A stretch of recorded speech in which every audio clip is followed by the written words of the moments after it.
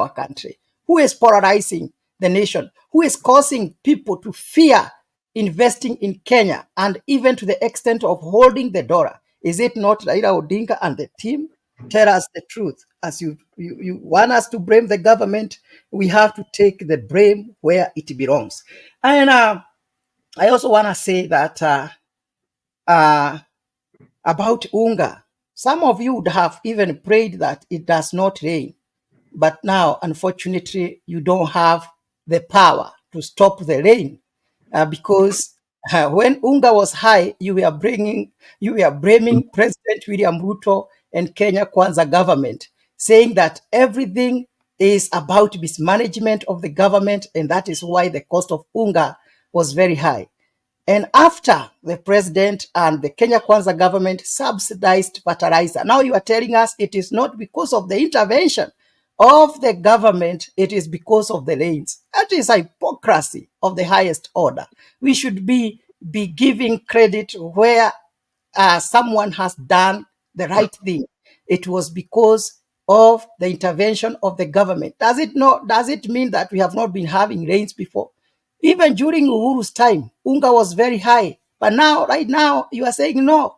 Don't give credit to President William Ruto. Give credit to God. But I thank God because you were using that as a political tool to tell the people that we have a government that does not care. But right now, because of the intervention, we have unga, we have maize in our stores, and Kenyans are not complaining so much about hunger because at least we have something that we can use. Remember, the president that you keep praising here, telling us how he paid, he built houses, and how he was doing things without overtaxing people. He is the reason why we are where we are. Kenya had never reached 9 trillion in debt. It was because of Uhuru Kenyatta overborrowing, uncontrolled, and inflated prices of projects. That is why we are where we are. So don't just praise someone who has made terrible decisions that have made our country to be where we are. So on the other side, I want to talk about corruption. We have been saying people should not pay taxes because of corruption. I want someone here to come and just substantiate and tell us surely what corruption has happened under William Ruto's government. Remember, Uhuru Kenyatta, a whole president, told the nation, there is nothing I can do about corruption.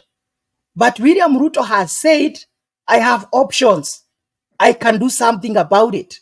That is the kind of a president we have. And he told Kenyans in broad daylight, we have 3 options. It is, if you are going to be corrupt, it is either you run away from the country or go to jail. If not that, if nothing will be done by the institutions, then you should be afraid of death. That sometimes, let me tell you, in a country like China, corruption, when you are corrupt as a government official, you die. That is why that country is growing.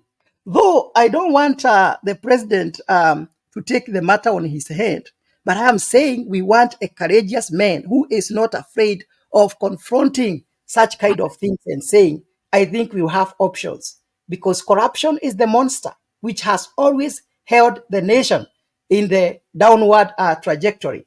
So, having said that, on the issue of the government being on loggerheads with the judiciary, okay, it's not a good thing.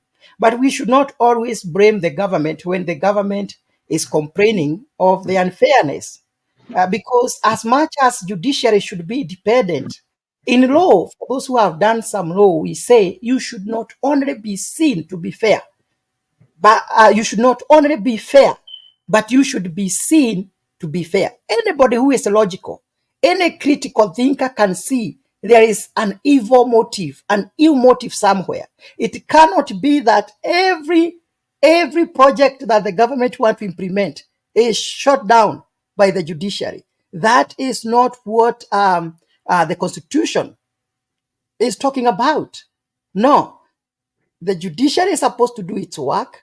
At the same time, the judiciary is supposed to be fair to all the people. So I want to believe there is a problem somewhere, not that the government want to take away the independence of the judiciary, but assuming, Mr. SG, you are the president of Kenya, but you cannot implement anything even after a bill has been passed by parliament, because somebody will rush the judiciary and put it down. So those are some of the things that are saying at the end of the day, who will suffer? It is not William Ruto. It is the nation of Kenya. That is why we have to tell each other the truth. There is a problem in judiciary. I told you we had a case as a family for 30 years, 30 good years, one case, spending a lot of money because of